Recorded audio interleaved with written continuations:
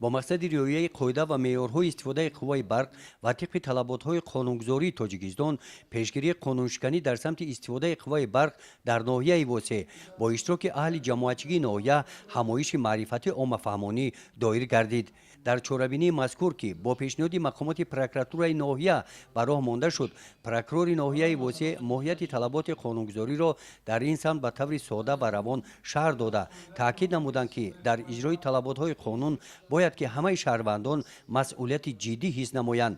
қувваи барқро сарфакорона истифода бурда ҳаққи истифодаи онро саривақт пардохт намуда ба амалҳои ғайриқонунии истифодаи қувваи барқ роҳ надиҳанд, зеро ки шахсе талаботҳои қонунро вайрон кардааст тибқи талаботҳои кодекси ҷиноятӣ ва кодекси ҳуқуқвайронкунии маъмурии ҷумҳурии тоҷикистон ба ҷавобгарии маъмурӣ ва ҷиноятӣ кашида мешавад. сипас намояндаи прокуратураи ноҳия моҳият ва талаботҳои кодекси ҷиноятӣ ва кодекси ҳуқуқвайронкунии ҷумҳурии тоҷикистонро дар самти истифодаи қувваи барқ шаҳр доданд.